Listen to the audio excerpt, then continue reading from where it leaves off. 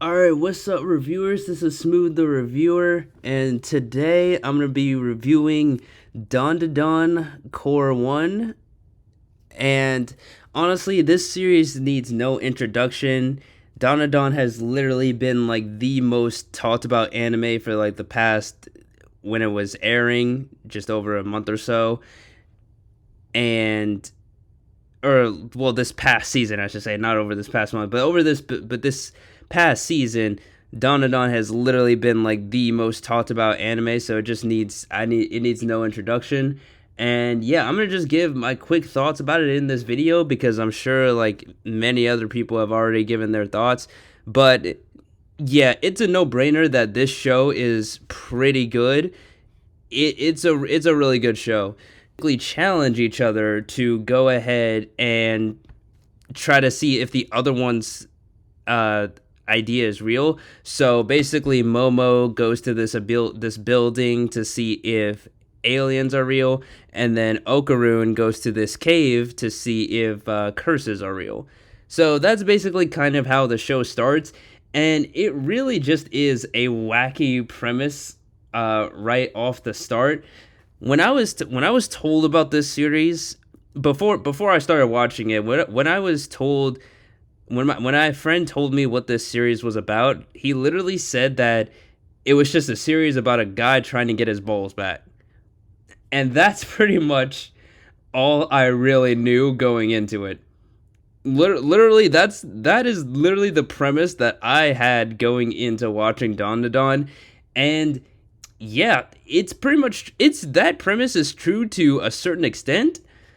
But of course it's not entirely about this man guy Okarun getting his balls back.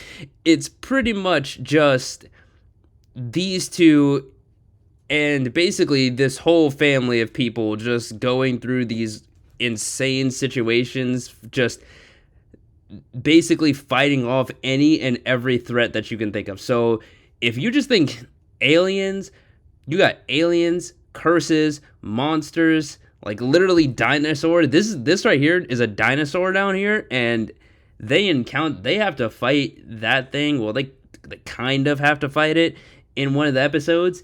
And let me tell you, this thing's introduction was absolutely terrifying. When this dinosaur showed up, it was absolutely terrifying for me.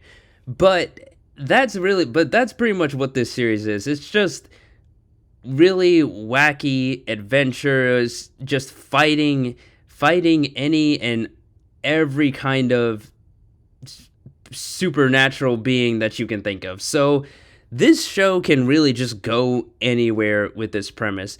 And that's why, yeah, I'm excited for the Core 2 that I believe is going to come out, eventually. It's already, I'm pretty sure it's already been confirmed and everything. But that's definitely going to come out. And yeah, like I said, this story could really just go anywhere. And I really enjoyed this first part. These first 12 episodes, I enjoyed it, especially episode 7, That gosh, man, episode 7, that episode is going to get you in the feels. If you haven't seen the series, that episode just really hits you in the feels, man, and it's an amazing episode. And it has to do with this character here, Ira. She plays an important role inside that episode, and it's pretty emotional. And then we have Momo's grandmother here. This is her grandmother, actually. And then this guy, Jin, is basically her childhood friend yeah, that she has known for a long time. And basically, the first core ends with these two, with Okarun and Momo, going to his house and trying to help him figure out what sort of curse might be like infecting his parents. So yeah, literally the last episode. Let's go to the cursed house. So it's just a cursed. It's something crazy is going on with the house. Like I said, the series ends on a cliffhanger, but yeah, that's pretty much what the next arc is going to focus on. Them just figuring out like, okay, what's going on with this house, and how are we going to deal with this supernatural being. So so yeah, that's pretty much a real quick rundown of the show. And yeah, there's really just not much to say. Not much to say about it. I definitely recommend watching it. It was an amazing. It was a pretty good viewing experience. I actually gave it, just like if you haven't seen my previous video on Too Many Losing Heroines, I actually gave that series an 8 out of 10, and I ended up giving this series an 8 out of 10 on my anime list also. Now, I know now some of you might be confused with like, all the praise I've been giving it throughout this video, why it's only like an 8 out of 10.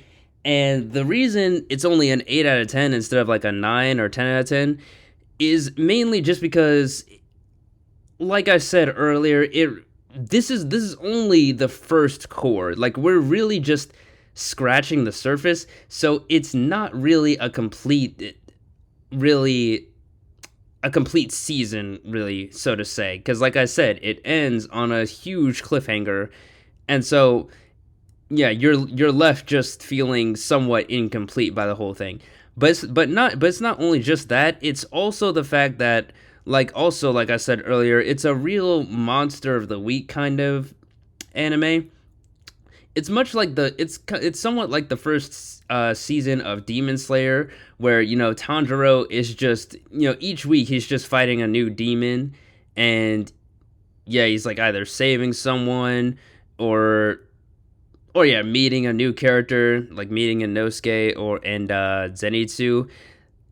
And that's pretty much just how it is with this first core of Dandadan. It's just them, like I said, fighting just a new threat every week. And so it's not the most so admittedly, it's not the most creative, I guess, idea of a story. And that's why I said we really got to wait for that next core, because the next core, I've been told by my friend, is like when the story is actually going to have like a focus to it. Like, there's actually going to be a real storyline, instead of every week we're just fighting a different bad guy.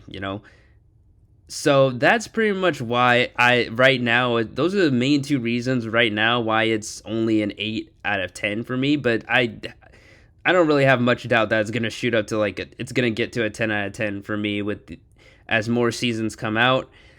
And yeah, like I said, the characters are all really enjoyable. They all have their own quirks to them, and the main characters dynamic, Momo and Okarun, I like their dynamic together. They're pretty goofy.